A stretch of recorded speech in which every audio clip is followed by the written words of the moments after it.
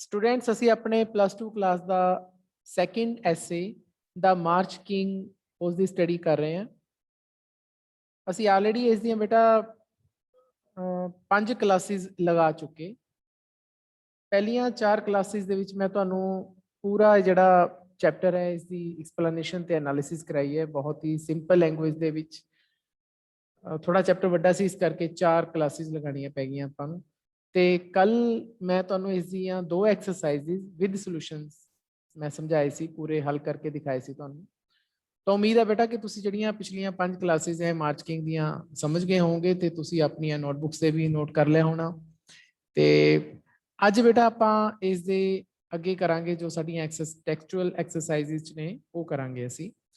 तां बेटा जेकर तुहाडे चों किसी भी बच्चे ने ये वाले जिहड़े लैक्चरस अटेंड नहीं किए पिछले, तो फिर ये जरूरी ने तुसी चैप्टर जरूर उसकी एक्सप्लेनेशन एनालिसिस समझिया करो, क्योंकि उन्होंने समझने तो बाद फिर इसके जिहड़े क्वेश्चन आंसर्स है ना वो समझने ईजी हो जाते। अदरवाइज फिर आप देखते रहने हैं कि की हो रहा है की नहीं हो रहा पता ही नहीं लगता। अज असी की करन जा रहे हैं बेटा, अज असी इसके शॉर्ट आंसर टाइप आ जी ग्लोसरी है बेटा, देखो ये आप सारी कर चुके। ये ग्लोसरी जिहड़े मैं पहले 4 लैक्चर्स तुहानू करवाए सीगे, पूरा चैप्टर समझाया, वो सारे वर्ड्स जिन्ने भी हैं जिहड़े भी देखो काफ़ी सारे वर्ड्स हैं, ये लगभग 27 वर्ड्स हैं, इन्होंने सारे दे मीनिंग तुहानू मैं उस एक्सप्लेनेशन च दस चुकिया। अज असी बेटा की करन जा रहे हैं, अज असी करन जा रहे हैं जी इसके शॉर्ट आंसर टाइप क्वेश्चन। आ देखो जो तुहानू स्क्रीन पर नज़र आ रहे हैं। तो कॉम्प्रीहेंशन दे विच पहला जिहड़ा क्वेश्चन है बेटा ये तुहाडे शॉर्ट आंसर टाइप क्वेश्चन है। लिखा हुआ है ना, answer the following questions in 10 to 15 words each. ये सारे साडे शॉर्ट आंसर टाइप क्वेश्चन है। ये तुहानू पेपर च बेटा 2 नंबर दे आंदे हैं ते मतलब ईजी होंगे हैं जेकर तुसी चैप्टर चंगी तरह समझिया होया तो एक एक 2 लाइनों के विच इहदा आंसर दिता जाता है तो ईजी हो जाता है। ये टोटल क्वेश्चन कितने हैं जी, टोटल इस दे 10 क्वेश्चन है। 10 क्वेश्चन है total short answer type question. अज असी अपने लैक्चर दे विच यही सॉल्व करांगे। तो बेटा मैं इसकी एक फाइल बनाई है जो तुहानू स्क्रीन पर दिख रही है। ये फाइल दे विच तुहाडे सारे 10 ਦੇ 10 क्वेश्चन ने ते उन्हां दे आंसर्स ने। चलो आपां एक ही क्वेश्चन करके इसनू स्टडी करते हैं। सब तो पहला क्वेश्चन है तुहाडा कि what did Philip want to become when he was a child. तो चैप्टर के शुरू च बेटा जदों स्टार्ट होंदा चैप्टर मैं दस्सिया सीगा तुहानू कि यह अपनी मम्मी दे नाल खड़ा है, एक म्यूजिक बैंड इहदे कोलों दी लंघ रहा है, छोटा जिहा 5-6 सालों का ते अपने म्यूजिक बैंड बड़े ध्यान नाल दे रहा है। एकदम ये खुशी च झूम उठता है, अपने मदर को कहता है कि लुक मामा मेरे पापा आ रहे हैं, मतलब इस तरह कहता है। मतलब कि ये होया कि म्यूजिक बैंड के उसके फादर साहब भी होंगे हैं, तो अपने फादर साहब को देख के बड़ा खुश होंगे, जिवें छोटे बच्चे खुश होंगे अपने फादर को देख के इस तरह, तो बड़ा खुश होंगे है। तो हुण उसके फादर साहब ने म्यूजिक बैंड के मार्च कर रहे हैं, वो म्यूजिक बजा रहे हैं, उन्होंने नाल होर बहुत सारे म्यूजिशियंस ने, कोई ट्रंपेट बजा रहे हैं, कोई फ्लूट बजा रहे हैं, कोई ड्रम बजा रहे हैं, कोई वायलिन बजा रहे हैं।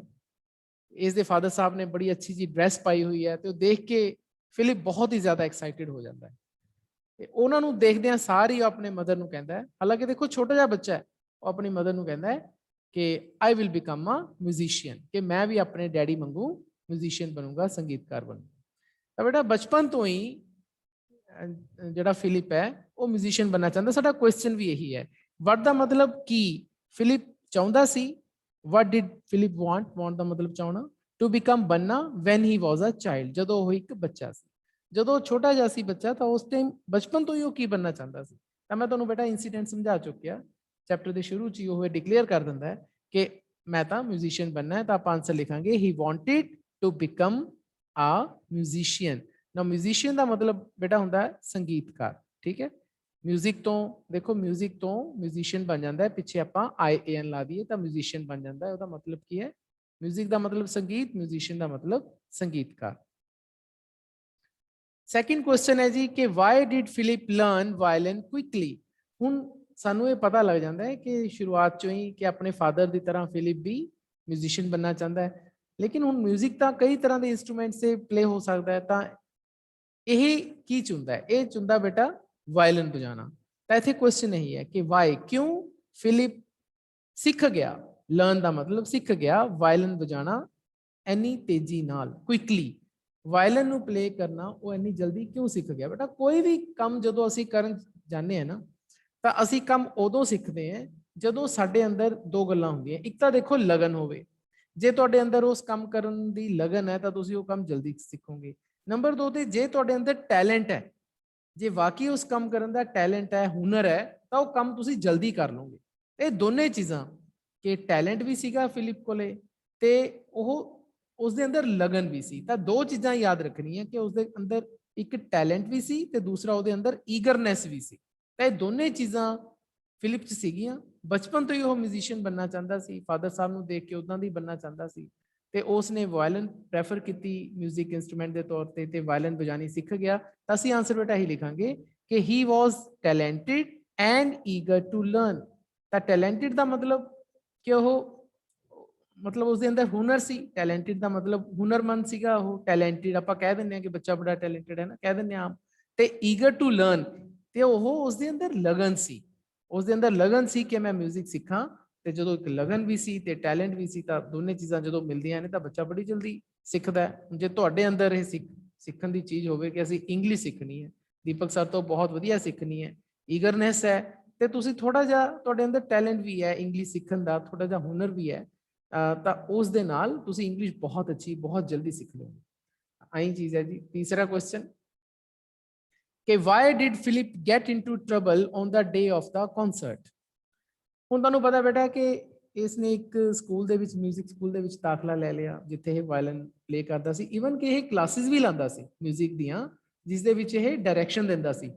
ਇੰਨਾ ਜ਼ਿਆਦਾ ਇਹ ਟੈਲੈਂਟਡ ਸੀਗਾ ਕਿ ਇਹ ਬਾਕੀ ਬੱਚਿਆਂ ਨੂੰ ਜਾਂ ਬਾਕੀ ਹੋਰ ਸਟੂਡੈਂਟਸ ਨੂੰ ਆਪ ਡਾਇਰੈਕਸ਼ਨ ਦਿੰਦਾ ਸੀ ਮਿਊਜ਼ਿਕ ਦੀਆਂ ਕਲਾਸਿਸ ਦੀਆਂ। ਤਾਂ ਇਸ ਨੂੰ ਆਪਣੇ ਆਪ ਤੇ ਕੌਨਫੀਡੈਂਸ ਵੀ ਬਹੁਤ ਸੀ ਕਿ ਮੈਂ ਤਾਂ ਬਹੁਤ ਅੱਛਾ ਮਿਊਜ਼ਿਕ ਵਜਾ ਲੈਂਦਾ, ਮੈਂ ਤਾਂ ਰੋਜ਼ ਹੀ ਡਾਇਰੈਕਸ਼ਨ ਦੇਣਾ ਹੈ ਮਿਊਜ਼ਿਕ ਦੀ ਬਾਕੀ ਸਟੂਡੈਂਟਸ ਨੂੰ, ਕਲਾਸਿਸ ਲਗਾਉਣਾ ਸ਼ਾਮ ਨੂੰ। ਤਾਂ ਕੁਐਸਚਨ ਇਹ ਹੈ ਕਿ ਵਾਈ ਦਾ ਮਤਲਬ ਕਿਉਂ। ਫਿਲਿਪ ਗੈਟ ਇਨਟੂ ਟਰਬਲ ਮੁਸੀਬਤ ਵਿੱਚ ਫਸ ਗਿਆ। ਟਰਬਲ ਦਾ ਮਤਲਬ ਹੁੰਦਾ ਮੁਸੀਬਤ, ਗੈਟ ਇਨਟੂ ਟਰਬਲ ਦਾ ਮਤਲਬ ਮੁਸੀਬਤ ਵਿੱਚ ਫਸ ਜਾਣਾ। ਕਦੋਂ? On the day of the concert. Concert ਦਾ ਮਤਲਬ ਹੁੰਦਾ ਬੇਟਾ ਸਮਾਗਮ, ਫੰਕਸ਼ਨ। ਤਾਂ ਫੰਕਸ਼ਨ ਦੇ ਦਿਨ ਵਾਲੇ ਜਦੋਂ ਫੰਕਸ਼ਨ ਦਾ ਦਿਨ ਆਇਆ ਉਸ ਦਿਨ ਇਹ ਮੁਸੀਬਤ ਵਿੱਚ ਫਿਲਿਪ ਕਿਉਂ ਫਸ ਗਿਆ। ਤਾਂ ਬੇਟਾ ਤੁਹਾਨੂੰ ਪਤਾ ਸੀਗਾ ਕਿ ਮੈਂ ਤੁਹਾਨੂੰ ਚੈਪਟਰ ਦੇ ਵਿੱਚ ਸਾਰਾ ਸਮਝਾਇਆ ਕਿ ਫਿਲਿਪ ਨੂੰ ਦੋ ਸ਼ੌਕ ਸੀਗੇ। ਪਹਿਲਾਂ ਤਾਂ ਦੇਖੋ ਉਹਦਾ ਜਿਹੜਾ ਪਹਿਲੀ ਪਸੰਦ ਤਾਂ ਉਸਦੀ ਮਿਊਜ਼ਿਕ ਸੀਗੀ, ਲੇਕਿਨ ਉਸਨੂੰ ਬੇਸਬਾਲ ਖੇਡਣਾ ਵੀ ਬਹੁਤ ਅੱਛਾ ਲੱਗਦਾ ਸੀ। ਮੈਂ ਜਦੋਂ ਚੈਪਟਰ ਤੁਹਾਨੂੰ ਸਮਝਾਇਆ ਸੀ ਤਾਂ ਬੇਸਬਾਲ ਦਾ ਮੈਂ ਤੁਹਾਨੂੰ ਪਿਕ ਵੀ ਦਿਖਾਈ ਸੀ, ਦੱਸਿਆ ਸੀ ਕਿ ਬੇਸਬਾਲ ਕਿਵੇਂ ਖੇਡੀ ਜਾਂਦੀ। ਤਾਂ ਬੇਸਬਾਲ ਵੀ ਇਸ ਨੂੰ ਪਸੰਦ ਸੀ ਖੇਡਣਾ ਤੇ ਥੋੜਾ ਜਿਹਾ ਇਹ ਕੌਨਫੀਡੈਂਟ ਵੀ ਸੀਗਾ ਕਿ ਮੈਂ ਤਾਂ ਮਿਊਜ਼ਿਕ ਬਹੁਤ ਵਧੀਆ ਵਜਾ ਲੈਂਦਾ। ਤਾਂ ਜਦੋਂ ਬੰਦੇ 'ਚ ਥੋੜਾ ਜਿਹਾ ਓਵਰ ਕੌਨਫੀਡੈਂਸ ਆ ਜੇ ਤਾਂ ਉਹ ਗਲਤੀ ਕਰ ਬੈਠਦਾ। ਜਿਵੇਂ ਕਈ ਵਾਰੀ ਸਾਡੇ 'ਚ ਆ ਜਾਂਦਾ ਬੱਚਿਆਂ 'ਚ ਕਿ ਕੋਈ ਗੱਲ ਨਹੀਂ, ਪਾਸ ਹੋਣਾ ਕੀ ਔਖਾ ਹੈ, ਰੱਟੇ ਲਾਵਾਂਗੇ ਕੁਐਸਚਨ ਨੂੰ, ਹੁਣ ਕਲਾਸਾਂ ਲਾਉਣ ਦੀ ਲੋੜ ਹੀ ਨਹੀਂ ਤੇ ਆਪਾਂ ਲਾ ਕੇ ਰੱਟੇ ਇੱਧਰ ਉੱਧਰੋਂ ਕਰਕੇ ਚੱਲ ਪੇਪਰ ਕਰ ਆਵਾਂਗੇ। ਤਾਂ ਐਦਾਂ ਇਹ ਓਵਰ ਕੌਨਫੀਡੈਂਸ ਵੀ ਹੁੰਦਾ। ਤਾਂ ਫਿਲਿਪ ਦੇ ਮਨ ਵਿੱਚ ਵੀ ਆ ਗਿਆ ਓਵਰ ਕੌਨਫੀਡੈਂਸ। ਤਾਂ ਉਸ ਦਿਨ ਜਿਸ ਦਿਨ ਉਸ ਦਾ ਫੰਕਸ਼ਨ ਸੀ ਉਸ ਦਿਨ ਉਹ ਸਾਰਾ ਦਿਨ ਪਹਿਲੀ ਗੱਲ ਤਾਂ ਸਵੇਰ ਤੋਂ ਲੈ ਕੇ ਸ਼ਾਮ ਤੱਕ ਬੇਸਬਾਲ ਹੀ ਖੇਡਦਾ ਰਿਹਾ। ਫਿਰ ਉਸਨੇ ਧਿਆਨ ਨਹੀਂ ਦਿੱਤਾ ਕਿ ਮੇਰਾ ਸ਼ਾਮ ਨੂੰ ਫੰਕਸ਼ਨ ਹੈ ਤੇ ਮੈਨੂੰ ਉਸ ਫੰਕਸ਼ਨ ਦੇ ਲਈ ਕੋਈ ਡਰੈਸ ਵੀ ਚਾਹੀਦੀ ਹੈ। ਸਾਰਾ ਕੰਮ ਆਪਣੇ ਮਦਰ ਤੇ ਛੱਡਤਾ। ਮਦਰ ਨੂੰ ਘਰ ਤੋਂ ਬਾਹਰ ਜਾਣਾ ਪੈ ਗਿਆ ਤੇ ਜਦੋਂ ਇਹ ਘਰ ਆਇਆ ਇਹਦੇ ਕੋਲੇ ਕੋਈ ਡਰੈਸ ਨਹੀਂ ਸੀ ਤੇ ਫਿਰ ਉਸਨੂੰ ਪ੍ਰੋਬਲਮ ਤਾਂ ਹੋਣੀ ਹੋ ਸੀ।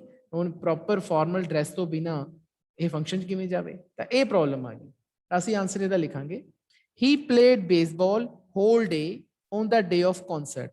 ਤਾਂ ਉਸਨੇ ਬੇਸਬਾਲ ਖੇਡੀ, ਬੇਸਬਾਲ ਖੇਡ ਦਾ ਨਾਮ ਹੈ, ਉਸਨੇ ਬੇਸਬਾਲ ਖੇਡੀ ਹੋਲ ਡੇ, ਸਾਰਾ ਦਿਨ ਹੀ ਬੇਸਬਾਲ ਖੇਡਦਾ ਰਿਹਾ। ਕਦੋਂ? ਸਮਾਗਮ ਵਾਲੇ ਦਿਨ, on the day of concert, concert ਵਾਲੇ ਦਿਨ, ਇਹ ਸਾਰਾ ਦਿਨ ਸਮਾਗਮ ਵਾਲੇ ਦਿਨ ਇੱਥੇ ਦਾ ਪਾ ਲਓ ਤੁਸੀਂ, on the day of the concert.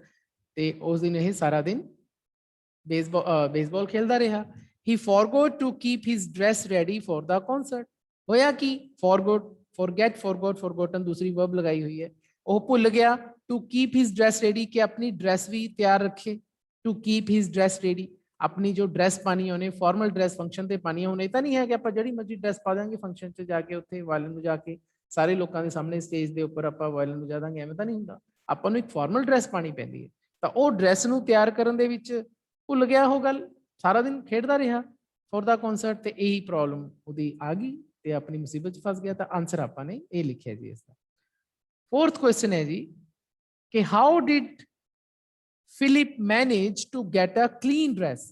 मैं हमेशा बेटा जो तुहानूं क्वेश्चन समझाना हुंदा तां मैं बार बार इस गल ते फोकस तुहाडा ध्यान दिवाना हुंदा कि तुसीं पहले वर्ड वाल ध्यान जरूर दिओ कि की लिखिआ हाउ कदे वट आंदा है कदे वाई आंदा है इत्थे क्या है हाउ हाउ दा मतलब किस तरह तां जेकर तुहानूं पहला वर्ड क्लीयर हो जाए ना तां अद्धा क्वेश्चन तुहाडे लई समझ आ जाता है बाकी क्वेश्चन तो सानू पता लग जाता है कि आंसर लिखना किवें है हाउ दा मतलब किस तरह फिलिप ने मैनेज किया प्रबंध किया to get a clean dress कि एक साफ सुथरी उसनूं ड्रैस फंक्शन ते पाउण लई मिल जाए हुण उहदे कोले जदों घर आया लिबड़िया तिबड़िया तो उसने देखा कि मदर होणगे मेरी ड्रैस तैयार की होगी मदर नूं किते अपनी फ्रेंड के घरे जाना पै गया ड्रैस इहदी धोबी तो आई नहीं सी लॉन्ड्री तो हुण फस गया है कि मैनूं ड्रैस चाहिदी है फंक्शन ते जाण लई तां फिर इसनूं अपने टीचर की याद आई प्रोफैसर एस्प्यूटा की ते उस दे कोले हो गया ठीक है जी ते इस तरीके दे नाल प्रोफैसर स्प्यूटा ने उसकी फिर मदद की प्रोफैसर स्प्यूटा ने कहा जो ये म्यूजिक टीचर से चल तू मेरे घर जा तो मेरे वाइफ है उत्थे उन्होंने प्रॉब्लम दस तेरा कोई हल करनगे his music teachers wife Mrs एस्प्यूटा हैल्प्ड him उसके म्यूजिक टीचर के जोड़े पत्नी सीगे मिसिज एस्प्यूटा हैल्प्ड हिम उसने उन्होंने मदद की his music teachers wife music teacher की इत्थे एपएस पाई है मतलब दी पत्नी मिसिज एस्प्यूटा का नाम ठीक पाना बेटा एम वड्डा ते एस्प्यूटा दी ई वड्डी उसने उसकी मदद की she gave Philip one white shirt of her husband ते उसने की किया उसकी वाइफ ने उसने फिलिप नूं दित्ती एक वाइट शर्ट अपने हसबैंड की अपने पति की एक साफ सुथरी शर्ट उसनूं देती उसनूं पिन वगैरह ला के तुहानूं पता है सारा इंसीडेंट उसने टकिंग करके पिना दे नाल उसनूं किसी तरीके दे नाल उहदे फिट करती तां इस तरीके नाल इह उसदा उसनूं फंक्शन ते जाण जोगा करता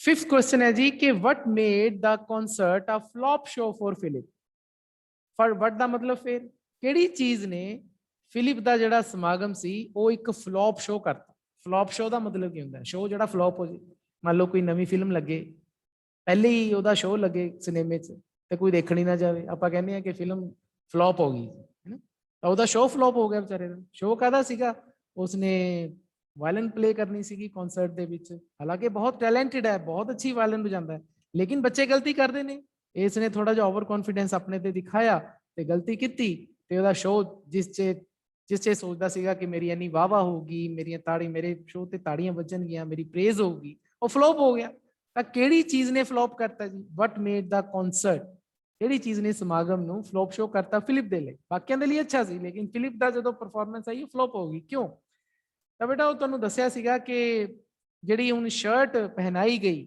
ਮਿਸਿਸ ਐਸਪਿਊਟਾ ਵੱਲੋਂ ਜੋ ਕਿ ਇਹਦੇ ਸਾਈਜ਼ ਦੀ ਹੈ ਨਹੀਂ ਹੁਣ ਸਪੋਜ਼ ਕਰੋ ਕਿਸੇ ਬੱਚੇ ਦੇ ਮੀਡੀਅਮ ਸਾਈਜ਼ ਆਂਦਾ ਆਪਾਂ ਨੂੰ ਐਕਸਟਰਾ ਲਾਰਜ ਸਾਈਜ਼ ਪਹਿਨਾ ਦਈਏ ਪਿੰਨ ਪੁੰਨ ਲਾ ਕੇ ਤਾਂ ਉਹ ਬੱਚਾ ਕੰਫਰਟ ਫੀਲ ਕਰੂਗਾ ਹੀ ਨਹੀਂ ਫਿਰ ਉੱਪਰੋਂ ਦੀ ਜੇ ਉਸ ਨੂੰ ਕੋਈ ਕੰਮ ਕਰਨਾ ਪੈ ਜੇ ਉਸ ਸ਼ਰਟ ਦੇ ਨਾਲ खास तौर पर जे वायलिन बजानी पै जाए वायलिन बजाने के लिए तुहानूं पता जो बो हुंदा है जिसनों कि घुमाना हुंदा तारां दे उपर वो बार बार बांह हिलदी है तो इसकी जो बाजू बार बार हिली मूव की वो सारे पिन पुन टुट गए और जो पिन टुटे सारी शर्ट इसकी बेचारे की एक पासे नूं लै गई तो जो शर्ट उतरी तो सामने जी ऑडियंस बैठी सी हस पई हुण जो इस तरह ऑडियंस हसदी है तो जो एक बच्चा ही आफ्टर ऑल इन्ना तो ग्रोन अप है नहीं तो जो सारी ऑडियंस हसी तो उस टाइम फिर वो बेचारा ब्लैंक हो गया टोटली सारा कुछ भुल गया बजाना ही भुल गया वायलिन चलो जी तो आप आंसर बनाने हैं इसका the large size shirt fell away from his neck while he was playing the violin on the stage हुण वो जिहड़ी वड्डी सारी साइज दी शर्ट उसदे पाई गई सी डैडी वाली शर्ट एक बच्चा पा ले अपने तो कहो जिहा लगूगा वही काम हो गया तो वड्डी सारी साइज दी शर्ट जो फेल अवे गिर गई एक पासे गिर गई फ्रॉम हिज नैक उसके गर्दन तो एक पासे गिर गई कदों while he was playing the violin जदों वो वायलिन बजा रहा सी वायलिन प्ले कर रहा सी कित्थे ऑन द स्टेज ते वो शर्ट सारी गिर गई एक पासे तो उन्होंने देख के the people began to laugh लोगों को मौका मिल गया हसन का वो हसन लग गए सो ही forgot what he was playing तो भुल गया कि मैं बजा की रहे हैं मैं प्ले की कर रहे हैं नैचुरली हूँ सपोज करो कोई बच्चा गाना गा रहा हो वो गाते गाते कोई ऐसी इस तरह की गल हो जाए तो बाकी सारे हस पैन वो बच्चा जो बेचारा गा रहा होगा वो तो भुल जू वो तो ब्लैंक हो जू टोटली वही काम ये हो गया अब बंदा नर्वस हो जाता है तो फिलिप उत्थे नर्वस हो गया तो सारा कुछ भुल गया कि उसने वायलिन का किहड़ा नोट प्ले करना है, सारे नोट नाट भुल गया वायलिन दे, टोटली ब्लैंक हो गया। तो इस तरीके दे नाल उहदा जिहड़ा शो सी फ्लॉप हो गया। नेक्स्ट क्वेश्चन, 6th क्वेश्चन है जी कि what did Philip take up after his failure on the concert stage. हुण देखो ਜਿਹੜਾ ਸਮਾਗਮ ਦੀ ਸਟੇਜ ਸੀਗੀ ਉਸ ਦੀ ਅਸਫਲਤਾ ਤੋਂ ਬਾਅਦ, ਆਫਟਰ ਹਿਜ਼ ਫੇਲਿਅਰ, ਫੇਲਿਅਰ ਦਾ ਮਤਲਬ ਹੁੰਦਾ ਹੈ ਅਸਫਲਤਾ, ਆਫਟਰ ਹਿਜ਼ ਫੇਲਿਅਰ, ਅਸਫਲਤਾ ਤੋਂ ਬਾਅਦ ਉਸ ਦੀ ਜਿਹੜੀ ਸਮਾਗਮ ਵਾਲੀ ਸਟੇਜ ਸੀਗੀ, ਤਾਂ ਫਿਲਿਪ ਨੇ ਕੀ ਚੀਜ਼, ਮਤਲਬ ਕਿਹੜਾ ਕੰਮ ਚੁਣ ਲਿਆ ਉਹਨੇ। ਟੇਕਅਪ, ਟੇਕਅਪ ਦਾ ਮਤਲਬ ਇੱਥੇ ਕੰਮ ਚੁਣਨ ਨੂੰ ਕਿਹਾ ਗਿਆ, ਕਿਉਂਕਿ ਪਹਿਲਾਂ ਤਾਂ ਦੇਖੋ ਬੇਟਾ ਮਿਊਜ਼ਿਕ ਸਿੱਖ ਰਿਹਾ ਸੀ, ਲੇਕਿਨ ਹੁਣ ਮਿਊਜ਼ਿਕ ਨੇ ਉਸ ਨੂੰ ਇੱਕ ਤਰ੍ਹਾਂ ਨਾਲ ਧੋਖਾ ਦੇਤਾ ਸਟੇਜ ਤੇ। ਜਦੋਂ ਇਹੋ ਜਿਹਾ ਬੱਚੇ ਦੇ ਨਾਲ ਕਦੇ ਹੋ ਜੇ ਤਾਂ ਉਹਦਾ ਮਨ ਵਿਚਾਰੇ ਦਾ ਉਚਾਟ ਹੋ ਜਾਂਦਾ ਉਸ ਚੀਜ਼ ਤੋਂ। ਹੁਣ ਸਪੋਜ਼ ਕਰੋ ਕਦੇ ਤੁਸੀਂ ਆਪਣੇ ਟੈਸਟ ਦੀ ਤਿਆਰੀ ਕਰੋ, ਮੰਨ ਲਓ ਇੰਗਲਿਸ਼ ਦਾ ਹੀ ਟੈਸਟ ਹੋਵੇ, ਤੁਸੀਂ ਬੜੀ ਤਿਆਰੀ ਕਰੋ, ਥੋੜੇ ਜਿਹਾ ਓਵਰ ਕੌਨਫੀਡੈਂਸ ਦੇ ਵਿੱਚ, ਜਾਂ ਕੋਈ ਐਸੀ ਗੱਲ ਹੋ ਜੇ ਕਿ ਤੁਸੀਂ ਕੁਝ ਗਲਤੀ ਕਰੇ ਹੋ ਤੇ ਨੰਬਰ ਤੁਹਾਡੇ ਉਸ ਤਰੀਕੇ ਦੇ ਨਾ ਆਉਣ ਜਿੱਦਾਂ ਦੇ ਤੁਸੀਂ ਸਮਝਦੇ ਹੋ, ਚਾਹੇ ਤੁਸੀਂ ਚਾਹੁੰਦੇ ਸੀ ਕਿ ਮੇਰੇ 20 ਆਊਟ ਆਫ 20 ਆਣ, ਲੇਕਿਨ ਆਏ 12 13, ਤਾਂ ਮਨ ਉਚਾਟ ਹੋ ਜਾਂਦਾ। ਕਈ ਵਾਰੀ ਉਸ ਤੋਂ ਬਾਅਦ ਫਿਰ ਕੀ ਹੁੰਦਾ ਹੈ ਕਿ ਪੜ੍ਹਨ ਨੂੰ ਦਿਲ ਨਹੀਂ ਕਰਦਾ ਕਿ ਯਾਰ ਇੰਨੀ ਮਿਹਨਤ ਕਰਕੇ ਵੀ ਨੰਬਰ ਨਹੀਂ ਆਏ, ਛੱਡ ਪਰਾਂ, ਐ ਹੋ ਜਾਂਦਾ ਨਾ। ਤਾਂ ਉਹਦੇ ਨਾਲ ਵੀ ਇਹੀ ਕੁਝ ਹੋ ਗਿਆ। ਤਾਂ ਹੁਣ ਉਹ ਵਿਚਾਰਾ ਮਿਊਜ਼ਿਕ ਅੱਛਾ ਪਲੇ ਕਰ ਲੈਂਦਾ ਸੀ, ਮਿਊਜ਼ਿਕ 'ਚ ਬਹੁਤ ਐਕਸਪਰਟ ਸੀਗਾ, ਟੈਲੈਂਟਡ ਸੀਗਾ, ਲੇਕਿਨ ਉਹਦਾ ਸ਼ੋ ਫਲੋਪ ਹੋ ਗਿਆ। ਫਲੋਪ ਹੋਣ ਤੋਂ ਬਾਅਦ ਉਹਦਾ ਮਨ ਕਰੇ ਵੀ ਮੈਂ ਨਹੀਂ ਅੱਜ ਤੋਂ ਬਾਅਦ ਮਿਊਜ਼ਿਕ ਵਜਾਣਾ, ਮੈਨੂੰ ਤਾਂ ਨੇ ਧੋਖਾ ਦਿੱਤਾ। ਤਾਂ ਕੁਐਸਚਨ ਇਹੀ ਹੈ ਕਿ ਕਨਸਰਟ ਸਟੇਜ ਤੇ ਫੇਲਿਅਰ ਤੋਂ ਬਾਅਦ, ਫੇਲਿਅਰ ਦਾ ਮਤਲਬ ਅਸਫਲਤਾ ਤੋਂ ਬਾਅਦ, ਉਸਦੇ ਫਲॉप ਸ਼ੋ ਤੋਂ ਬਾਅਦ ਫਿਲਿਪ ਨੇ ਕੀ ਕਰਨਾ ਸ਼ੁਰੂ ਕਰਤਾ, ਟੇਕਅਪ, ਕਿਹੜੀ ਚੀਜ਼ ਉਸਨੇ ਚੁਣੀ। ਤਾਂ ਤੁਹਾਨੂੰ ਪਤਾ ਬੇਟਾ ਕਿ ਉਸਨੇ ਘਰ ਆ ਕੇ ਕਹਿਤਾ ਕਿ ਜੀ ਮੈਂ ਤਾਂ ਬੇਕਰੀ ਦਾ ਕੰਮ ਕਰੂੰਗਾ। ਜਦੋਂ ਉਹਦੇ ਫਾਦਰ ਸਾਹਿਬ ਨੇ ਕਿਹਾ ਤਾਂ ਫਿਰ ਉਸਨੂੰ ਚਾਰਲੀ ਦੀ ਬੇਕਰੀ ਤੇ ਉਹਦੇ ਫਾਦਰ ਸਾਹਿਬ ਲੈ ਗਏ, ਉੱਥੇ ਛੱਡ ਆਏ। ਉੱਥੇ ਫਿਰ ਕਿਸ ਤਰੀਕੇ ਦੇ ਨਾਲ ਬੇਕਰੀ 'ਚ ਉਹਦੀ ਬੁਰੀ ਹਾਲਤ ਹੋਈ, 3 ਦਿਨ ਸੁੱਤਾ ਹੀ ਨਹੀਂ ਵਿਚਾਰਾ। ਤੇ ਉਹ ਸਾਰਾ ਆਪਾਂ ਬੇਟਾ ਚੈਪਟਰ ਜਦੋਂ ਐਕਸਪਲੇਨ ਮੈਂ ਤੁਹਾਨੂੰ ਕੀਤਾ, ਬੜਾ ਵਧੀਆ ਇੰਟਰਸਟਿੰਗ ਇਨਸੀਡੈਂਟ ਹੈ ਉਹ, ਤਾਂ ਉਹ ਆਪਾਂ ਸਾਰਾ ਪੜ੍ਹਿਆ। ਆਨਸਰ ਇਹਦਾ ਲਿਖਾਂਗੇ, he started working in a bakery after that incident. ਤਾਂ ਉਸਨੇ ਸ਼ੁਰੂ ਕਰ ਦਿੱਤਾ ਕੰਮ ਕਰਨਾ ਇਨ ਅ ਬੇਕਰੀ, ਇੱਕ ਬੇਕਰੀ ਦੀ ਸ਼ੌਪ ਤੇ, ਬੇਕਰੀ ਜਿੱਥੇ ਬ੍ਰੈਡ ਵਗੈਰਾ ਬਣਦੀ ਹੈ, ਠੀਕ ਹੈ। ਆਫਟਰ ਦੈਟ ਇਨਸੀਡੈਂਟ, ਉਸ ਘਟਨਾ ਤੋਂ ਬਾਅਦ। ਕਿਹੜੀ ਘਟਨਾ? ਜਿਹੜਾ failure on the concert stage ਹੋਈ ਸੀ, ਇਸ ਘਟਨਾ ਤੋਂ ਬਾਅਦ। नेक्स्ट क्वेश्चन है बेटा 7th कि why couldn't Philip work at the bakery. Why का मतलब क्यों। पहला देखो वर्ड जरूर देखो, क्यों, क्यों फिलिप बेकरी ते कम ना कर सकिया। 3 दिन गया, उस तो बाद चौथे दिन हथ खड़े करते अपने डैडी दे कि मैं तो नहीं, मैं तो मर जाना पसंद करूं, कहता I would die rather than be a baker. एवें उसने कुछ कहा सीगा, कहता मैं बेकर बनन नालों मर जाना पसंद करूं, मैं नहीं बेकर बनता। 3 दिनों जी हथ खड़े हो गए। क्यों? क्योंकि बेटा 3 ਦਿਨਾਂ 'ਚ ਉਹਦੇ ਕੰਨਾਂ ਨੂੰ ਹੱਥ ਲੱਗ ਗਏ। ਬੇਕਰੀ ਦਾ ਕੰਮ ਕੋਈ ਸੌਖਾ ਥੋੜੀ ਹੈ, ਪੈਸੇ ਉਡਾਣੇ ਸੌਖੇ ਨੇ, ਪੈਸੇ ਕਮਾਣੇ ਦਾ ਬਹੁਤ ਔਖੇ ਨੇ। ਆਮ ਸਾਨੂੰ ਇਹ ਗੱਲਾਂ ਸੁਣਨ ਨੂੰ ਮਿਲ ਜਾਂਦੀਆਂ ਆਪਣੇ ਮਾਪੇ ਤੋਂ। ਤਾਂ ਆਨਸਰ ਆਪਾਂ ਲਿਖਾਂਗੇ ਇਟ ਵਾਸ ਅ ਟਾਇਰਿੰਗ ਜੌਬ। ਕਹਿੰਦੇ ਇਹ ਬਹੁਤ ਹੀ ਥਕਾਨ ਵਾਲੀ ਜੌਬ ਸੀ। ਟਾਇਰ ਤੋਂ ਬੇਟਾ ਟਾਇਰਿੰਗ ਬਣ ਜਾਂਦਾ ਹੈ, ਠੀਕ ਹੈ, TIRE, ਟਾਇਰ ਵੀ ਇਹਦਾ ਮਤਲਬ ਹੁੰਦਾ ਥੱਕ ਜਾਣਾ, ਟਾਇਰ ਹੈ ਨਾ। ਉਸ ਤੋਂ ਬਾਅਦ ਆਪਾਂ ING ਲਾ ਕੇ IP ਕੱਟ ਕੇ ਟਾਇਰਿੰਗ ਜੌਬ ਐਡਜੈਕਟਿਵ ਬਣ ਗਿਆ। ਤਾਂ ਇਹ ਥਕਾਨ ਵਾਲੀ ਜੌਬ ਸੀਗੀ। ਥਕਾਨ ਵਾਲੀ ਕਿਵੇਂ ਸੀ ਦੇਖੋ, ਨਾਲ ਉਹਨੇ ਵਿਚਾਰੇ ਨੇ ਪੜ੍ਹਾਈ ਵੀ ਕਰਨੀ ਹੈ, ਸ਼ਾਮ ਨੂੰ ਬੇਕਰੀ ਦੀ ਸ਼ਾਪ ਤੇ ਚਲਾ ਜਾਂਦਾ, ਪਹਿਲਾਂ ਬੇਕਰਾਂ ਨੂੰ ਦੇਖਦਾ ਰਹਿੰਦਾ ਕਿਵੇਂ ਉਹ ਬਿਸਕਿਟ ਬਣਾ ਰਹੇ ਨੇ, ਕੇਕ ਬਣਾ ਰਹੇ ਨੇ। ਫਿਰ ਸਵੇਰੇ ਉਸ ਨੂੰ ਜਾਣਾ ਪੈਂਦਾ ਬੇਕਰੀ ਨੂੰ ਸਪਲਾਈ, ਬੇਕਰੀ ਵਾਲੀ ਜਿਹੜੀ ਸ਼ਾਪ ਦੀ ਜਿਹੜੀਆਂ ਬ੍ਰੈਡ ਵਗੈਰਾ ਬਣਦੀਆਂ ਸੀ ਉਹਨੂੰ ਸਪਲਾਈ ਕਰਨ ਲਈ ਘਰ ਘਰ ਜਾਣਾ ਪੈਂਦਾ ਸੀਗਾ। ਤਾਂ ਸ਼ਾਮ ਵਿਚਾਰਾ ਆਂਦਾ ਘਰੇ ਥੱਕ ਜਾਂਦਾ, ਫਿਰ ਸਕੂਲ ਵੀ ਲਾਣਾ ਹੈ। ਉਹਦੇ ਡੈਡੀ ਸਾਹਿਬ ਨਾਲ ਉਸਦਾ ਵਾਅਦਾ ਹੋਇਆ ਸੀ ਕਿ ਮੈਂ ਸਕੂਲ ਵੀ ਲਾਉਂਗਾ ਜੀ। ਤਾਂ ਵਿਚਾਰੇ ਨੂੰ ਟਾਈਮ ਨਹੀਂ ਸੀ ਮਿਲਦਾ ਰੈਸਟ ਕਰਨ ਦਾ। ਤਾਂ at the bakery he could not find time either for rest or for studies। ਤਾਂ ਬੇਕਰੀ ਦੇ ਕੰਮ ਕਰਦੇ ਹੋਏ, ਐਟ ਦਾ ਬੇਕਰੀ, ਬੇਕਰੀ ਦੇ ਕੰਮ ਕਰਦੇ ਹੋਏ ਤਾਂ ਉਸ ਨੂੰ ਸਮਾਂ ਹੀ ਨਾ ਮਿਲਿਆ। he could not find time, ਉਸ ਨੂੰ ਸਮਾਂ ਹੀ ਨਾ ਮਿਲਿਆ। ਕਾਹਦੇ ਲਈ? ਨਾ ਤਾਂ ਰੈਸਟ ਕਰਨ ਲਈ, ਰੈਸਟ ਕਰਨ ਲਈ ਉਹਨੂੰ ਸਮਾਂ ਨਹੀਂ ਮਿਲਿਆ, ਨਾ ਹੀ ਸਟੱਡੀ ਕਰਨ ਲਈ ਸਮਾਂ ਮਿਲ ਰਿਹਾ ਸੀ। ਉਸ ਨੂੰ ਰੈਸਟ ਵੀ ਨਹੀਂ ਸੀ ਹੋ ਰਹੀ। ਤੁਹਾਨੂੰ ਪਤਾ 3 ਦਿਨਾਂ ਬਾਅਦ ਜਦੋਂ ਇਹ ਪੂਰਾ ਦਿਨ ਸੁੱਤਾ ਹੀ ਰਿਹਾ ਸਵੇਰ ਤੋਂ ਲੈ ਕੇ ਸ਼ਾਮ ਤੱਕ, ਤਾਂ ਰੈਸਟ ਕਰਨ ਲਈ ਸਮਾਂ ਹੀ ਨਹੀਂ ਮਿਲਿਆ ਤੇ ਸਟੱਡੀਜ਼ ਲਈ ਵੀ ਉਸ ਕੋਲ ਟਾਈਮ ਨਹੀਂ ਸੀਗਾ, ਸਕੂਲ ਵੀ ਪ੍ਰੋਪਰ ਉਹ ਜਾ ਨਹੀਂ ਸੀ ਪਾਉਂਦਾ। ਤਾਂ ਇਸ ਦਾ ਆਨਸਰ ਆਪਾਂ ਇਸ ਤਰ੍ਹਾਂ ਬਣਾਵਾਂਗੇ। 8th क्वेश्चन है जी कि why did Philip's father take him for a walk। ਤਾਂ ਜਦੋਂ ਉਸ ਤੋਂ ਬਾਅਦ ਫਿਰ ਇੱਕ ਹੋਰ ਇਨਸੀਡੈਂਟ ਹੁੰਦਾ, ਤੁਹਾਨੂੰ ਪਤਾ ਹੈ ਕਿ ਜਦੋਂ ਸਰਕਸ ਵਾਲਾ ਇੱਕ ਲੀਡਰ ਆਉਂਦਾ ਇਹਦੇ ਘਰੇ, ਇਹਦੀ ਵਾਇਲੈਂਸ ਸੁਣ ਕੇ ਉਹਨੂੰ ਕਹਿੰਦਾ ਤੂੰ ਸਰਕਸ ਚੱਲ, ਇੱਥੇ ਕੀ ਪਿਆ ਤੇਰੀ, ਤੂੰ ਤਾਂ ਪ੍ਰਸਿੱਧ ਹੋ ਜਾਏਗਾ, ਸ਼ਹਿਰ ਸ਼ਹਿਰ ਘੁੰਮੇਗਾ, ਇੱਥੇ ਜਾਏਗਾ ਉੱਥੇ ਜਾਏਗਾ, ਤੂੰ ਕਹਿੰਦਾ ਘਰੋਂ ਭੱਜ ਲੈ ਮੇਰੇ ਨਾਲ। ਤਾਂ ਹੁਣ ਉਹ ਤਿਆਰ ਹੋ ਜਾਂਦਾ ਘਰੋਂ ਭੱਜਣ ਲਈ, ਤੇ ਜਦੋਂ ਘਰੋਂ ਭੱਜਣ ਲਈ ਤਿਆਰ ਹੁੰਦਾ ਆਪਣੇ ਇੱਕ ਫਰੈਂਡ ਹੈ ਐਡ, ਉਹਨੂੰ ਦੱਸ ਦਿੰਦਾ ਜਾ ਕੇ ਕਿ ਆਪਾਂ ਤਾਂ ਚੱਲੇ ਕੱਲ ਨੂੰ, ਆਪਾਂ ਤਾਂ ਘਰੋਂ ਭੱਜੇ। ਤੇ ਉਹ ਐਡ ਤੇ ਵੀ ਢਿੱਡ 'ਚ ਗੱਲ ਨਹੀਂ ਪਚਦੀ, ਉਹ ਆਪਣੇ ਮਦਰ ਨੂੰ ਦੱਸ ਦਿੰਦਾ, ਮਦਰ ਅੱਗੇ ਇਹਦੀ ਮਦਰ ਨੂੰ ਦੱਸ ਦਿੰਦੀ ਹੈ, ਤੇ ਇਹਦੀ ਮਦਰ ਇਹਦੇ ਫਾਦਰ ਨੂੰ ਦੱਸ ਦਿੰਦੀ ਹੈ। ਤਾਂ ਗੱਲ ਇੱਥੋਂ ਤੁਰਦੀ ਤੁਰਦੀ ਕਿੱਥੇ ਪਹੁੰਚੇ, ਸਾਰੀ ਬੇਟਾ ਆਪਾਂ ਜਿਹੜੀ ਸਟੋਰੀ ਹੈ, ਜਿਹੜੀ ਇਹ ਇਨਸੀਡੈਂਟ ਹੈ, ਆਪਾਂ ਜਦੋਂ ਚੈਪਟਰ ਪੜ੍ਹਿਆ ਸੀ ਸਾਰਾ ਦੇਖਿਆ ਸੀ। ਤਾਂ ਜਦੋਂ ਫਿਲਿਪ ਦੇ ਫਾਦਰ ਨੂੰ ਪਤਾ ਲੱਗਦਾ ਕਿ ਮੇਰਾ ਬੇਟਾ ਤਾਂ ਹੁਣ ਭੱਜੂਗਾ ਅਗਲੇ ਦਿਨ, ਤਾਂ ਫਿਰ ਇਹਦੇ ਫਾਦਰ ਸਾਹਿਬ ਬੜੇ ਤਰੀਕੇ ਦੇ ਨਾਲ ਉਸ ਨੂੰ ਵਾਕ ਤੇ ਲੈ ਜਾਂਦੇ ਆ। ਤਾਂ ਉਹਦੇ ਬਾਰੇ ਕੁਐਸਚਨ ਹੈ ਕਿ ਵਾਈ ਦਾ ਮਤਲਬ ਕਿਉਂ ਫਿਲਿਪ ਦੇ ਪਿਤਾ ਜੀ ਉਸ ਨੂੰ ਲੈ ਗਏ, ਟੇਕ ਹਿਮ ਫॉर ਅ ਵਾਕ, ਸੈਰ ਤੇ ਲੈ ਗਏ।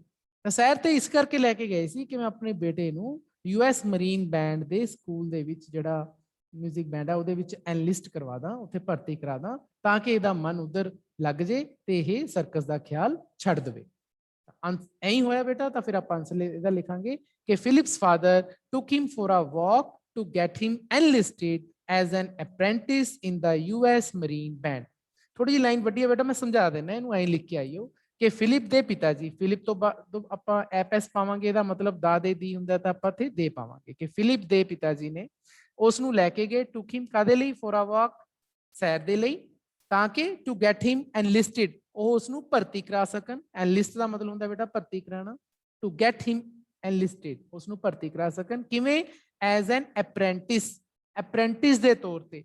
ਅਪ੍ਰੈਂਟਿਸ ਦਾ ਮੈਂ ਮੀਨਿੰਗ ਚੈਪਟਰ ਦੀ ਐਕਸਪਲੇਨੇਸ਼ਨ ਕਰਦੇ ਹੋਏ ਬੜਾ ਵਧੀਆ ਸਮਝਾਇਆ ਸੀ ਕਿ ਜਦੋਂ ਆਪਾਂ ਟ੍ਰੇਨਿੰਗ ਤੇ ਜਾਂਦੇ ਹਾਂ ਥੋੜੇ ਟਾਈਮ ਲਈ, ਤੇ ਉਸ ਤੋਂ ਬਾਅਦ ਆਪਣੀ ਪੱਕੀ ਜੌਬ ਲੱਗਣੀ ਹੁੰਦੀ, ਉਹਨੂੰ ਆਪਾਂ ਅਪ੍ਰੈਂਟਿਸ ਕਹਿੰਦੇ ਹਾਂ। ਤਾਂ ਉਸ ਨੂੰ ਅਪ੍ਰੈਂਟਿਸ ਦੇ ਤੌਰ ਤੇ ਭਰਤੀ ਕਰਵਾਤਾ, ਕਿੱਥੇ, ਇਨ ਦਾ US marine band. US America ਨੂੰ ਕਿਹਾ ਜਾਂਦਾ ਹੈ, ਅਮਰੀਕਾ ਦੀ ਮਰੀਨ ਵਾਲੀ ਜਿਹੜੀ ਨੇਵੀ ਆ, ਉਸਦਾ ਜਿਹੜੇ ਬੈਂਡ ਹੈ ਉਸ ਦੇ ਵਿੱਚ US ਮਰੀਨ ਬੈਂਡ ਦੇ ਵਿੱਚ ਉਸ ਨੂੰ ਭਰਤੀ ਕਰਵਾਉਣ ਦੇ ਲਈ ਤਾਂ ਉਸ ਨੂੰ ਵਾਕ ਤੇ ਲੈ ਕੇ ਗਏ ਸੀ। ਉਸ ਨੂੰ ਦੱਸ ਕੇ ਨਹੀਂ ਸੀ ਗਏ, ਉਸ ਫਿਲਿਪ ਦੇ ਫਾਦਰ ਨੇ ਫਿਲਿਪ ਨੂੰ ਇਹ ਨਹੀਂ ਸੀ ਦੱਸਿਆ ਕਿ ਤੈਨੂੰ ਮੈਂ ਭਰਤੀ ਕਰਾਉਣ ਚੱਲੇ। ਉਹਨਾਂ ਨੇ ਕਿਹਾ ਆਪਾਂ ਸੈਰ ਕਰਕੇ ਆਨੇ, ਤੇ ਐਵੇਂ ਬਹਾਨੇ ਜੇ ਨਾਲ ਸੈਰ ਕਰਨ ਲੈ ਗਏ। ਸੈਰ ਕਰਦੇ ਕਰਦੇ US ਮਰੀਨ ਬੈਂਡ ਚ ਲੈ ਗਏ, ਉੱਥੇ ਜਾ ਕੇ ਭਰਤੀ ਕਰਾਤੀ। ਚਲੋ, ਪਰ ਆਪਣੇ ਬੇਟੇ ਤੇ ਪਿਤਾ ਜੀ ਨੂੰ ਵਿਸ਼ਵਾਸ ਸੀ ਕਿ ਮੇਰਾ ਬੇਟਾ ਇਸ ਤਰ੍ਹਾਂ US ਮਰੀਨ ਬੈਂਡ ਨੂੰ ਛੱਡ ਕੇ ਸਰਕਸ ਲਈ ਭੱਜੇਗਾ ਨਹੀਂ, ਸਗੋਂ ਇਹ ਟੈਲੈਂਟਡ ਹੈ, ਈਗਰਨੈਸ ਹੈ ਇਹਦੇ ਚ ਕੁਝ ਮਿਊਜ਼ਿਕ ਸਿੱਖਣ ਦੀ, ਇੱਥੇ ਇਹ ਵਧੀਆ ਮਨ ਲਗਾਊਗਾ। ਤੇ ਦੇਖੋ ਫਿਰ ਕਿੰਨਾ ਵਧੀਆ ਡਿਸੀਜਨ ਸੀ ਉਹਦੇ ਫਾਦਰ ਸਾਹਿਬ ਦਾ, ਤੇ ਕਿੰਨੇ ਵਧੀਆ ਉਹ ਫੇਮਸ ਪਰਸਨ ਬਣਿਆ ਫਿਲਿਪ ਆਪਣੀ ਲਾਈਫ 'ਚ। 9th question, how was Philip ਲਿਓਰਡ to work in a circus. ਲਿਓਰ ਦਾ ਮਤਲਬ ਹੁੰਦਾ ਹੈ ਜਦ ਆਪਾਂ ਕਿਸੇ ਨੂੰ ਬੇਟਾ ਕੋਈ ਲਾਲਚ ਦਿੰਦੇ ਆ। ਸਪੋਜ਼ ਕਰੋ ਆਪਾਂ ਕਿਸੇ ਨੂੰ ਲਾਲਚ ਦੇ ਕੇ ਕੋਈ ਕੰਮ ਕਰਾਈਏ ਤਾਂ ਉਹਨੂੰ ਆਪਾਂ ਕਹਿੰਦੇ ਆ ਲਿਓਰਡ, ਹੈ ਨਾ। ਤਾਂ ਕਿਸ ਤਰੀਕੇ ਨਾਲ ਫਿਲਿਪ ਨੂੰ ਲਾਲਚ ਦਿੱਤਾ ਗਿਆ ਸਰਕਸ ਦੇ ਵਿੱਚ ਕੰਮ ਕਰਨ ਲਈ, to work in a circus. ਕਿਸ ਤਰੀਕੇ ਨਾਲ ਮਤਲਬ ਲਾਲਚ ਸੀਗਾ ਇਹ ਸਾਰੀ ਇਨਸੀਡੈਂਟ ਆਪਾਂ ਨੇ ਬੇਟਾ ਉਹਦੇ ਚ ਪੜ੍ਹੀ ਹੈ। ਤਾਂ Philip was ਲਿਓਰਡ to work in the circus by the band master of that circus. ਤਾਂ ਫਿਲਿਪ ਨੂੰ ਲਾਲਚ ਦਿੱਤਾ ਗਿਆ ਸਰਕਸ ਦੇ ਵਿੱਚ ਕੰਮ ਕਰਨ ਦੇ ਲਈ, ਕਾਦੇ ਕਿਸ ਦੇ ਦੁਆਰਾ, ਜਿਹੜਾ ਸਰਕਸ ਦਾ ਬੈਂਡ ਮਾਸਟਰ ਸੀਗਾ। ਸਰਕਸ ਦਾ ਵੀ ਬੈਂਡ ਹੁੰਦਾ ਨਾ, ਜਿਸ ਚ 5-7 ਮਿਊਜ਼ੀਸ਼ੀਅਨਸ ਹੁੰਦੇ ਨੇ, ਤਾਂ ਉਹਦਾ ਜਿਹੜਾ ਲੀਡਰ ਸੀ ਉਹਨੂੰ ਆਪਾਂ ਬੈਂਡ ਮਾਸਟਰ ਕਹਿੰਦੇ ਆ। ਤਾਂ ਜਿਹੜਾ ਸਰਕਸ ਦਾ ਬੈਂਡ ਮਾਸਟਰ ਸੀ ਉਸਨੇ ਫਿਲਿਪ ਨੂੰ ਸਰਕਸ ਦੇ ਵਿੱਚ ਕੰਮ ਕਰਨ ਦਾ ਲਾਲਚ ਦਿੱਤਾ, ਤੇ ਉਸ ਨੂੰ ਕਈ ਗੱਲਾਂ ਕਹੀਆਂ ਕਿ ਦੇਖੋ ਤੂੰ ਸ਼ਹਿਰ ਸ਼ਹਿਰ ਘੁੰਮੇਗਾ, ਤੇਰੀ ਪ੍ਰਸਿੱਧੀ ਹੋਊਗੀ, ਤੂੰ ਲੀਡਰ ਬਣ ਜਾਏਗਾ ਬੈਂਡ ਦਾ, ਇਹੋ ਜਿਹਾ ਕੰਮ ਸਾਰਾ ਆਪਾਂ ਬੇਟਾ ਐਕਸਪਲੇਨੇਸ਼ਨ ਚ ਦੇਖਿਆ। ਆਪਾਂ ਆਨਸਰ ਇਹੀ ਲਿਖ ਕੇ ਆਓ ਇਹਦਾ 9th ਕੁਐਸਚਨ ਦਾ। ਲਾਸਟ ਕੁਐਸਚਨ ਹੈ ਜੀ ਸਾਡਾ 10th ਕੁਐਸਚਨ ਕਿ how was Philip success as the leader of the marine band. ਕਿ ਫਿਲਿਪ ਦਾ ਮਰੀਨ ਬੈਂਡ ਦੇ ਲੀਡਰ ਦੇ ਤੌਰ ਤੇ ਸਕਸੈਸ ਕਿਸ ਤਰ੍ਹਾਂ ਦਾ ਸੀ। ਹਾਊ ਦਾ ਮਤਲਬ ਫਿਰ ਕਿਸ ਤਰ੍ਹਾਂ ਦਾ ਸੀ, ਸਕਸੈਸ ਦਾ ਮਤਲਬ ਸਫਲਤਾ Philip the as the leader of the marine band ਦੇ ਲੀਡਰ ਵਜੋਂ ਉਹ ਕਿਸ ਤਰ੍ਹਾਂ ਸਫਲ ਹੋਇਆ। ਇਹ one of the most important question ਹੈ ਬੇਟਾ, ਪੇਪਰ ਜਾਣ ਵਾਲਾ ਕੁਐਸਚਨ ਹੈ, ਤਾਂ ਇਸ ਨੂੰ ਧਿਆਨ ਨਾਲ ਸਮਝਿਓ। ਤਾਂ ਆਨਸਰ ਇਹ ਹੈ ਜੀ ਕਿ Philip became the leader of the US marine band. ਹੁਣ ਜਦੋਂ ਉਹ US ਮਰੀਨ ਬੈਂਡ ਦੇ ਵਿੱਚ ਐਨਲਿਸਟਡ ਹੋ ਗਿਆ, ਭਰਤੀ ਹੋ ਗਿਆ, ਤਾਂ ਕਾਫੀ ਸਮਾਂ ਬਾਅਦ ਉਹ ਉਸੇ US ਮਰੀਨ ਬੈਂਡ ਦਾ ਲੀਡਰ ਬਣ ਗਿਆ। ਤਾਂ ਲੀਡਰ ਕੀ ਕਰਦਾ ਬੇਟਾ ਬੈਂਡ ਦਾ, ਉਹ ਮਿਊਜ਼ਿਕ ਦੀਆਂ ਇੰਸਟਰਕਸ਼ਨਸ ਦਿੰਦਾ ਹੈ, ਡਾਇਰੈਕਸ਼ਨਸ ਦਿੰਦਾ ਹੈ ਕਿ ਇਸ ਤਰ੍ਹਾਂ ਵਜਾਓ। ਸ਼ਾਇਦ ਤੁਸੀਂ ਮਿਊਜ਼ਿਕ ਦੀ ਕੋਈ ਲਾਈਵ ਪਰਫਾਰਮੈਂਸ ਦੇਖੀ ਹੋਵੇ, ਤਾਂ ਇੱਕ ਪਰਸਨ ਹੁੰਦਾ ਜੋ ਬਾਰ-ਬਾਰ ਬਾਹਾਂ ਵਗੈਰਾ ਹਿਲਾਈ ਜਾਂਦਾ ਹੁੰਦਾ ਕਿ ਐਂ ਕਰੋ ਐਂ ਕਰੋ, ਹੈ ਨਾ, ਉਹ ਲੀਡਰ ਹੁੰਦਾ ਮਿਊਜ਼ਿਕ ਬੈਂਡ ਦਾ। ਤਾਂ ਜੇਕਰ ਤੁਹਾਨੂੰ ਨਹੀਂ ਪਤਾ ਤਾਂ ਤੁਸੀਂ YouTube ਤੇ ਲਾਈਵ ਮਿਊਜ਼ਿਕ ਦੇਖ ਸਕਦੇ ਹੋ, ਤੁਹਾਨੂੰ ਪਤਾ ਲੱਗ ਜਾਏਗਾ। ਤਾਂ ਉਹ ਇਸ ਤਰ੍ਹਾਂ ਦਾ ਲੀਡਰ ਬਣ ਗਿਆ। ਹੀ ਕੰਪੋਜ਼ਡ ਮੋਰ ਇੱਥੇ ਬੇਟਾ ਐਨ ਪਾ ਲਿਓ, more than 100 ਮਾਰਚਿਸ, ਤਾਂ ਉਸਨੇ 100 ਮਾਰਚਿਸ ਤੋਂ ਜ਼ਿਆਦਾ ਜਿਹੜੇ ਮਾਰਚਿਸ ਸੀਗੇ, ਤੁਹਾਨੂੰ ਧੁਨਾ ਕਿਹਾ ਜਾਂਦਾ ਨਾ, ਮਿਊਜ਼ਿਕ ਦੀਆਂ ਜਿਹੜੀਆਂ ਨੋਟਸ ਹੁੰਦੇ ਨੇ ਉਹਨਾਂ ਨੂੰ ਕਿਹਾ ਜਾਂਦਾ ਹੈ, ਉਸਨੇ 100 ਤੋਂ ਜ਼ਿਆਦਾ ਲਿਖੇ ਇਸ ਤਰ੍ਹਾਂ ਦੇ। ਹੀ ਕੰਪੋਜ਼ ਦਾ ਮਤਲਬ ਉਸਨੇ ਬਣਾਈ, ਰਚਨਾ ਕੀਤੀ 100 ਤੋਂ ਜ਼ਿਆਦਾ ਮਾਰਚਿਸ ਦੀ। ਨਾ ਮਾਰਚਿਸ ਦਾ ਮਤਲਬ ਮੈਂ ਤੁਹਾਨੂੰ ਸਮਝਾਇਆ ਸੀ ਚੈਪਟਰ ਦੀ ਐਕਸਪਲੇਨੇਸ਼ਨ ਵੇਲੇ ਕਿ ਜਦੋਂ ਫੌਜ ਦੀ ਟੁਕੜੀ ਚੱਲਦੀ ਹੁੰਦੀ ਹੈ ਤਾਂ ਉਸਨੂੰ ਇੱਕ ਪਾਰਟਿਕੂਲਰ ਮਿਊਜ਼ਿਕ ਦੇ ਹਿਸਾਬ ਨਾਲ ਚੱਲਣਾ ਪੈਂਦਾ, ਤਾਂ ਮਿਊਜ਼ਿਕ ਵਜਾਇਆ ਜਾਂਦਾ ਹੈ, ਉਹ ਮਿਊਜ਼ਿਕ ਬਾਰ-ਬਾਰ ਚੇਂਜ ਹੁੰਦਾ ਹੈ, ਕਦੇ ਕਿਸ ਤਰ੍ਹਾਂ ਦਾ ਵਜਾਇਆ ਜਾਂਦਾ, ਕਦੇ ਕਿਸ ਤਰ੍ਹਾਂ ਦਾ ਵਜਾਇਆ ਜਾਂਦਾ, ਤਾਂ ਉਸ ਚੀਜ਼ ਨੂੰ ਆਪਾਂ ਮਾਰਚ ਕਹਿੰਦੇ ਹਾਂ। ਤਾਂ ਉਸਨੇ 100 ਤੋਂ ਜ਼ਿਆਦਾ ਮਾਰਚਿਸ ਲਿਖੇ, ਦੇਖੋ ਕਿੱਡਾ ਵਧੀਆ ਕੰਪੋਜ਼ਰ ਸੀਗਾ ਉਹ। ਤੇ ਹੀ came to be non as the March king, ਇਸੇ ਕਰਕੇ ਉਸ ਨੂੰ ਮਾਰਚ ਕਿੰਗ ਦੇ ਨਾਮ ਨਾਲ ਜਾਣਿਆ ਗਿਆ, ਕਿਉਂਕਿ ਕਿੰਗ ਸੀਗਾ ਉਹ। ਕਿੰਗ ਕਿਵੇਂ?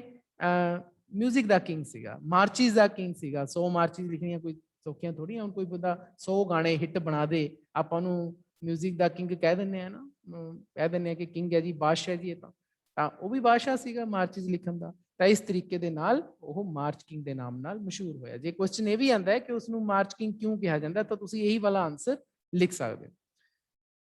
ਤਾਂ ਉਮੀਦ ਹੈ ਬੇਟਾ ਤੁਹਾਨੂੰ ਸਾਰੇ ਕੁਐਸਚਨ ਇਹ ਸਮਝ ਆ ਗਏ ਹੋਣਗੇ।